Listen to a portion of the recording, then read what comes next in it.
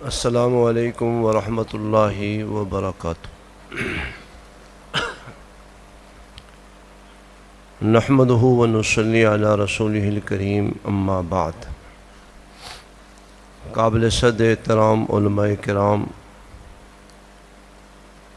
معزز مہمانان گرامی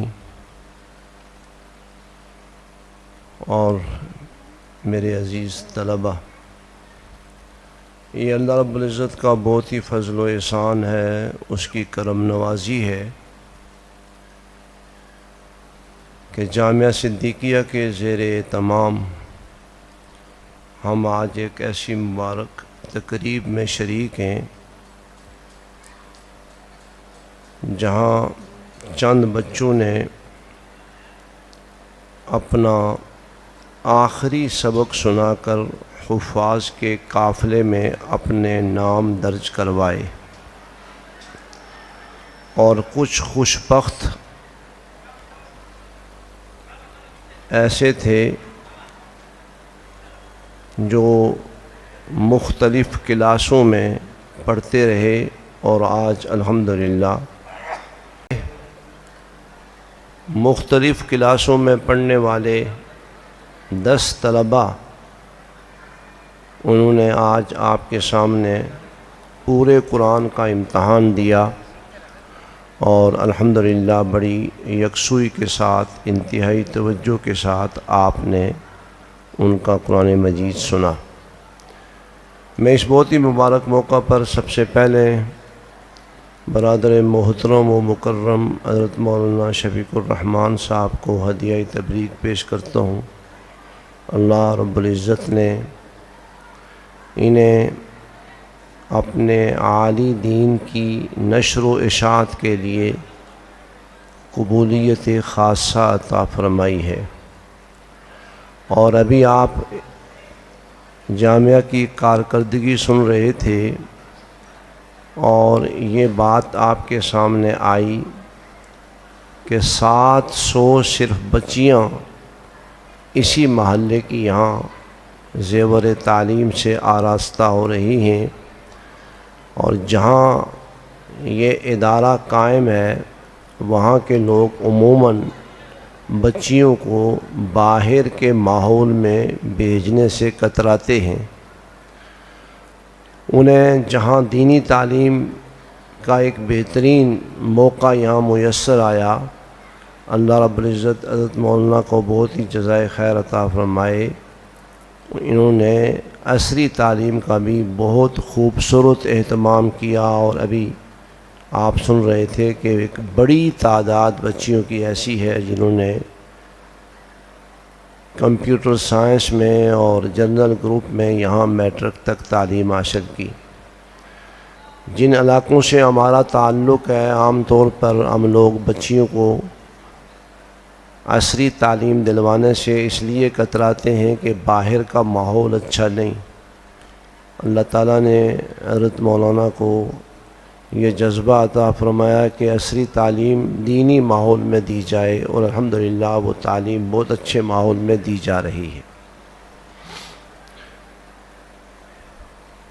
بیان آج کی نشست میں تو حضرت مولانا نجم اللہ عباسی کریں گے، اور ویسے بھی یہ جگہ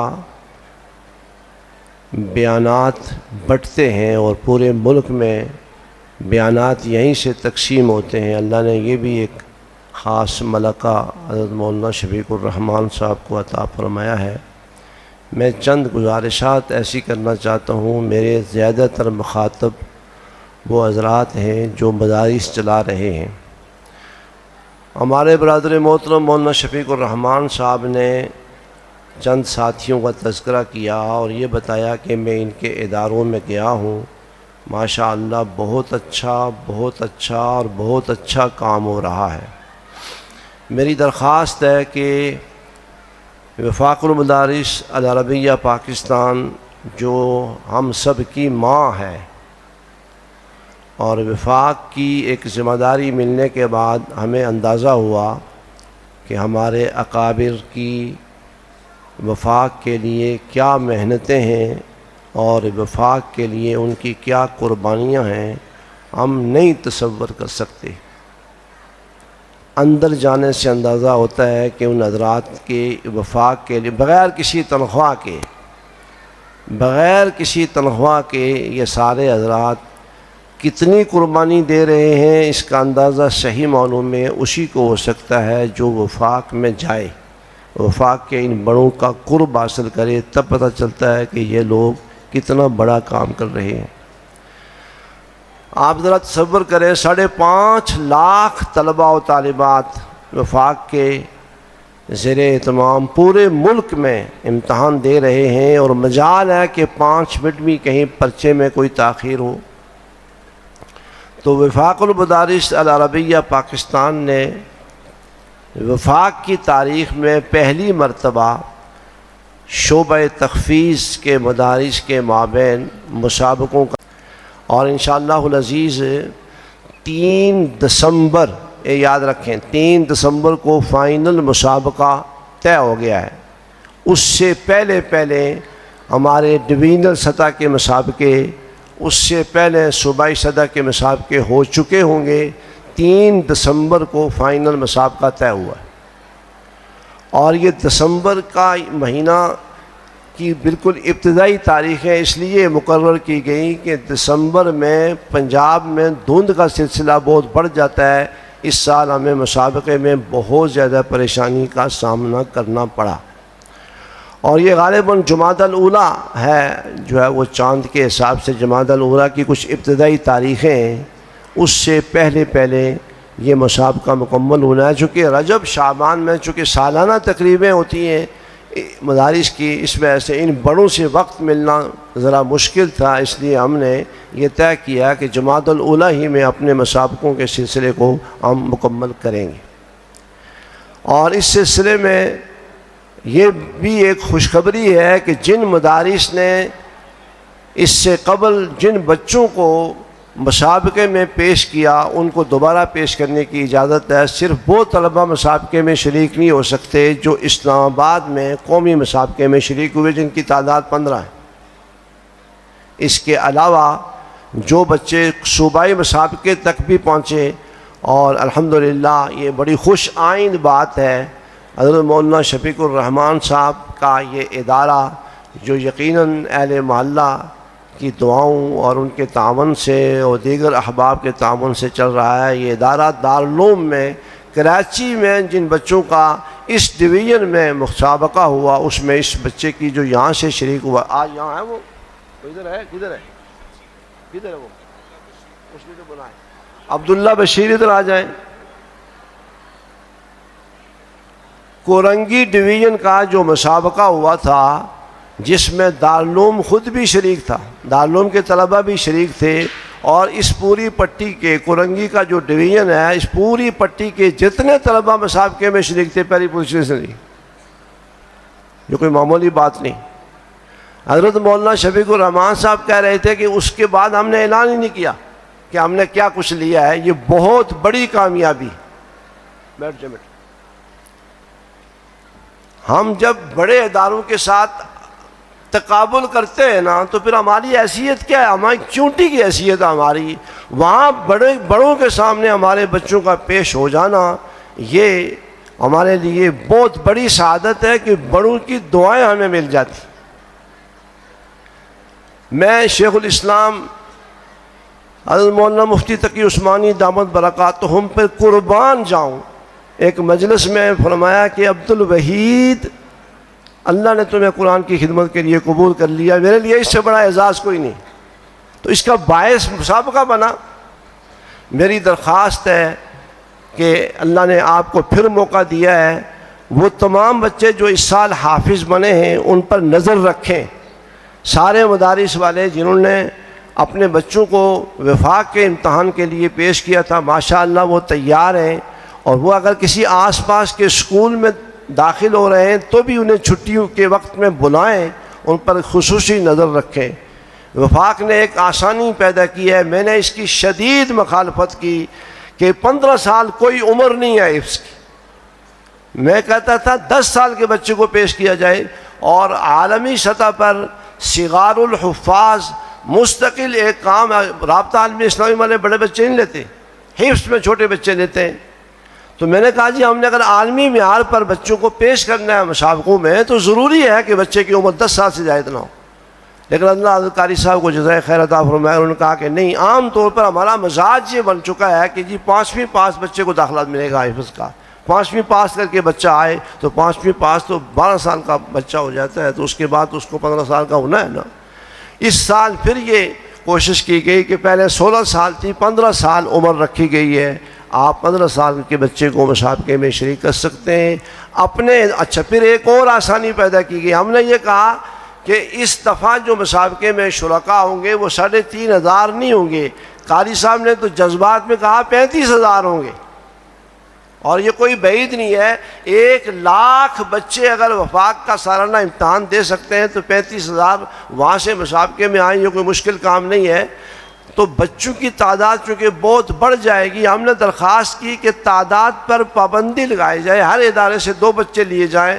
قاری صاحب نے کہا نہیں، یہ ابتدائی مرحلہ ہے، ہم پھر سارے مدارس کو یہ کھلی چھوٹ دیتے ہیں کہ وہ اپنے طلباء کو جتنی زیادہ تعداد میں پیش کرنا چاہیں، بس شرط یہ ہے کہ اس کی عمر 15 سال ہو، آپ پیش کریں۔ اور جب پچھلے مسابقے میں جو بچے شریک ہوئے ان بچوں کے لیے یہ گنجائش موجود ہے کہ وہ سٹیج دیکھ چکے۔ اب یہ اس کی عمر کیا ہے عبداللہ بشیر کی؟ یہ عبداللہ بشیر پیش ہو سکتے ہیں، اب یہ بڑا سٹیج دیکھ چکے ہیں، ان کے لیے دوبارہ سٹیج پر آنا کوئی مشکل نہیں ہے۔ اس لیے میرے وہ تمام دوست و احباب جو مدارس چلا رہے ہیں اس بات پر بھرپور توجہ دیں، اور شعبہ تخفیض میں کام کے بڑھنے کا واللہ مسابقے سے بہتر کوئی ذریعہ نہیں، کوئی ذریعہ نہیں۔ ہمارے حضرت مولانا نجم اللہ عباسی دامت برکاتہم ابھی فرما رہے تھے کہ الحمدللہ ہم نے بھی اس سال بڑی ہمت کی اور ہم نے اپنے دونوں اداروں میں مسابقوں کا بڑا اہتمام کیا۔ ہمارا مسجد میں ہمارا مسابقہ مکہ مسجد کے افتتاح کے باعث نہ ہو سکا، اس لیے کہ اس دن حضرت شیخ الاسلام صاحب نے وہاں آنا تھا، لیکن ہمارا دوسرا مسابقہ ہوا اور کامل الحفظ بچوں کے مابین ہوا۔ یہ پہلی دفعہ یہ خبر سننے کو مل رہی ہے کہ کامل الحفظ بچوں کا مسابقہ ہر مدرسہ کرانے کی کوشش کر رہا ہے، اور اب تو حال یہ ہے کہ پورے ملک کے چپے چپے پہ جو ہے وہ یہ آواز لگ رہی ہے کہ مسابقوں کا ہمارے ہاں بھی سلسلہ شروع ہو۔ آپ یقین جانیے باہر نکل کر ہمیں اندازہ ہوتا ہے، میں نے قاری عالمیہ تھانوی کو کبھی روتے نہیں دیکھا، وہ تو امام القراءت ہے نا، اور دنیا اس کے سامنے سر نگوں ہے۔ وہ اس وقت بھی دبئی میں کل غالب 21 تاریخ کو جا رہے ہیں، اور وہ 15 دن مسابقہ ہو رہا ہے دبئی میں، عالمی سطح کا مسابقہ۔ وہاں پر یہ مسابقہ ہمارے ہاں 8 لائنوں والا نہیں ہے، وہاں پر 5 سوال ہیں، ہر سوال پورے صفحے کا، اور وہ صرف 5 بچوں کا سنتے ہیں۔ عشاء کی نماز کے بعد مسابقہ شروع ہوتا ہے، جم غفیر ہے، ذمہ داران حکومتی اراکین آ کر مسابقوں میں بیٹھتے ہیں۔ تو قاری صاحب کو لے کر ہم ایک مرتبہ کالو خان گئے، میں نے پہلی دفعہ سنا کالو خان بھی کوئی جگہ ہے، تو وہاں پر ان لوگ پہلے تو قاری صاحب مجھ سے ناراض ہوئے، رات کو کہاں لے جا رہے ہو؟ میں نے کہا حضرت یہ بہت ضد کر رہے ہیں، کہتے ہیں آپ آ جائیں تو چلتے ہیں۔ تو وہاں جب ہم پہنچے تو ہمارے سامنے بچے پیش کیے گئے اور کہا جی ہمارے ہاں 2 طرح کے بچے ہیں، ایک وہ بچے ہیں جو 3 بجے آتے ہیں اور عشاء تک پڑھتے ہیں۔ میں نے کہا ان میں کوئی حفظ بھی کرتا ہے؟ کہا یہ 8 بچے وہی ہیں جو دن میں اسکول جاتے ہیں، ہمارے پاس 3 بجے آتے ہیں، رات عشاء تک رہتے ہیں، بس یہ وقت ہے ان کا۔ تو میں نے کہا ان کا کتنے پارے ہوئے؟ پتہ چلا کہ 8 7 پارے ہیں۔ قاری عالمیہ تھانوی صاحب نے پہلے ان کا سنا تو رونے لگے کہ یار میرا آنا، مجھے افسوس ہوتا کہ میں یہاں اگر نہ آتا۔ میں حیران ہوں، یہ سچ ہے کہ یہ 3 بجے والے بچے ہیں؟ پھر دوسرے بچے بھی انہوں نے پیش کیے، اور مدرسے کا حال یہ تھا کہ ہمیں صحابہ کا دور یاد آ گیا کہ کوئی کمرہ نہیں ان کے پاس، چھت نہیں ہے، وہ کونے کی چھت ڈلی ہوئی ہے کہ بارشوں میں سارا پانی اندر آتا ہے، لیکن الحمدللہ کام ہو رہا ہے۔ تو یہ مسابقوں کی وجہ سے آپ کو باہر نکل کر یہ اندازہ ہوگا کہ مدارس کس طرح کا کام کر رہے ہیں۔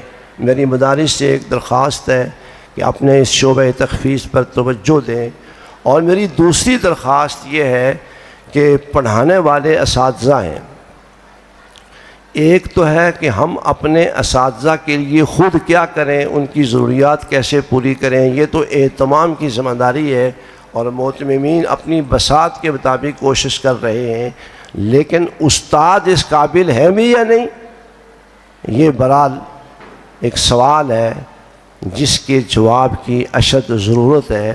مدارس کے اساتذہ کے لیے تربیتی کورسز ہونے چاہیے، اور تربیت المعلمین کے حوالے سے ہمارے بعض ساتھیوں نے کام شروع کیا ہے، لیکن کوئی خاطر خواہ کام نہیں۔ ہمارے حضرات نے ہمیں یہ حکم دیا ہے کہ تربیت المعلمین کے حوالے سے آپ کام کریں۔ انشاءاللہ العزیز شوال سے ہم بھی اس پر بھرپور کام کریں گے۔ ہماری درخواست ہے کہ قرب و جوار میں ہونے والے کام کو دیکھنے کے لیے اپنے اساتذہ کو کبھی کبھی بھیجا کریں، تاکہ وہ وہاں جا کر دیکھیں۔ آس پاس کے مدرسوں میں جانے کا فائدہ یہ ہوگا، اگر آپ ان سے بہتر کام کر رہے ہیں تو شکر کا جذبہ ہوگا، آپ شکر ادا کریں گے، اور اگر کوئی کمزوری ہوگی تو آپ اسے دور کرنے کی کوشش کریں گے۔ مدارس کے ذمہ داران سے میری درخواست ہے کہ وہ اپنے شعبہ تحفیظ کے اساتذہ کے لیے تربیتی کورسز کا اہتمام کریں، اساتذہ کو اس طرف توجہ دلائیں کہ تدریس سیکھنے کی چیز، اور تدریس کے کچھ آداب ہیں، کچھ اصول ہیں۔ جب تک ایک مدرس اپنی اس تدریس کے حوالے سے اپنے بڑوں کی تعلیمی خدمات کو سامنے نہیں رکھے گا، اسے تدریس اس درجے کی نہیں آئے گی۔ تو اپنے اساتذہ کی تربیت کے حوالے سے بھی آپ کوشش کریں۔